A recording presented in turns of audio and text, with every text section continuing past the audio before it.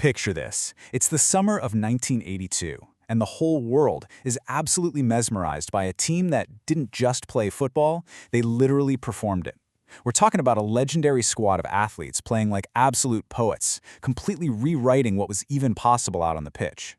But, as you probably know, their story doesn't end with them lifting a trophy. No, it ends in a devastating, heartbreaking loss that actually permanently altered the tactical evolution of the sport. So in today's Explainer, we're diving deep into the day the romantic era of football came to a crashing halt. It really makes you wonder, right? Can a team be so beautiful that losing a single match feels like a literal tragedy for the entire sport? It's a massive paradox. On one hand, you've got the sheer romance of pure, unadulterated, artistic expression. And on the other, well, you have the ruthless, cold necessity of actually putting points on the board. So keep this clash in mind as we go through this. That intense tension between winning ugly and losing beautifully. Section 1. Masters of Jogo Bonito. To truly wrap your head around this 1982 Brazilian squad, a team that historians widely cite as the finest team to never win a World Cup, you've got to understand Jogo Bonito, the beautiful game. Under their manager Tele Santana, Brazil completely ditched the rigid defensive structures that were becoming super popular over in Europe. Instead, their entire philosophy was laser-focused on just overwhelming the opponent with sheer creativity. For them, football wasn't just a game to be managed, it was a full-blown art form to be expressed. And man, it was working. 19. That's the number of consecutive matches they went unbeaten heading into the tournament in Spain. They were the heavy, undisputed favorites, just riding this massive wave of confidence that honestly seemed totally unbreakable. And get this, during that exact same 19-match unbeaten streak, they scored a staggering 46 goals. That's almost 2.5 goals a game. Just think about that kind of unstoppable momentum. This wasn't a team just squeaking by with tight, narrow victories. No, they were absolutely demolishing teams with flair, with speed, and an attacking mindset that was simply mesmerizing to watch. I mean, just look at Santana's poets. Instead of trotting out a traditional, balanced midfield, Santana was out here fielding 4 number 10s at the exact same time. These guys were given total creative freedom. You had Sócrates, the famous smoking doctor, who had this almost supernatural vision on the ball.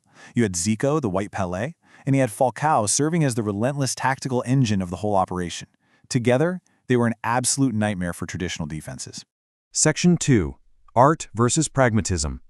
So the format of the 82 tournament was kinda wild. It placed teams into this unique and absolutely brutal 3-team second stage, which everyone universally dubbed the Group of Death. First, you had the defending champions, Argentina. Second, a struggling Italian squad. And third, of course, the heavy favorites, Brazil.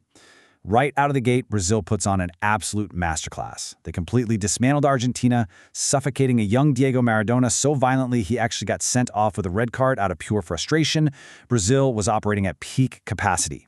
This really set the stage for one of the greatest clashes of style in the history of sports. On one side, you've got Brazil, pure romantic idealism, playing for the fans, fielding those 4 number 10s, completely focused on the attack. And on the other side, Italy. Ruthless pragmatism, playing entirely for the scoreline, relying on a deeply rigid defensive system, just waiting to strike with a clinical counterattack. Literally, total opposites. And you know, the statistical disparity between these two at this point was wild. Going into this clash, Italy hadn't won a single match in the tournament. They had struggled heavily, becoming the first team in history to advance from the first round without securing a single victory. They were limping in, while Brazil was absolutely soaring. So, here's the absolutely crucial point. Because of their superior goal difference from crushing Argentina, Brazil didn't even need to win this game. They literally only needed a draw against Italy to reach the semifinals. But, well, here is the fatal flaw of pure idealism.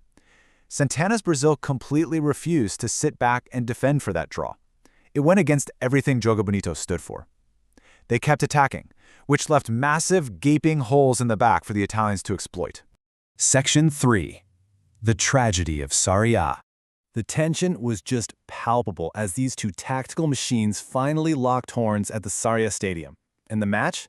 Absolute chaos. It was a breathtaking back-and-forth ping-pong game of philosophies. Italy strikes first with Paulo Rossi, a clinical finisher. Brazil claws back through sheer brilliance from Sócrates. Rossi strikes again, exploiting those defensive gaps. Brazil responds with absolute magic from Falcão to equalize once more. But then comes the final blow. Italy's clinical counterattack punishes Brazil's refusal to defend one last time, with Rossi completing a devastating hat-trick. 3-2. When the final whistle blew, the scoreboard read 3-2 in favor of Italy. The heavy favorites, the unbeaten poets who had scored 46 goals leading into the tournament, were officially out. The entire world was in absolute stunned shock. No one could believe it. Because of that shock, you'll often hear historians refer to this match as the Sarrià Stadium massacre. But it's really vital to understand they aren't talking about a massacre of players here. They are talking about the massacre of a philosophy. Brazil's stubborn refusal to adapt their tactical machine to a more defensive posture, even when a simple draw would have saved them, proved totally fatal. Section 4. The End of Romance. The reverberations of this single upset completely altered the modern sports landscape. A lot of analysts argue that this specific defeat marked the tactical death of the Romantic era. The beautiful game had failed against rigid pragmatism, and consequently, the sport became increasingly obsessed with physical endurance, tactical discipline, and absolute defensive solidity over artistic expression. We see the subsequent rise of the German footballing machine style that pretty much dominated the late 20th century. Art was out, mechanics were in. The global focus drastically shifted, moving from a high creativity focus pre-1982 to a huge emphasis on defensive solidity post-1982.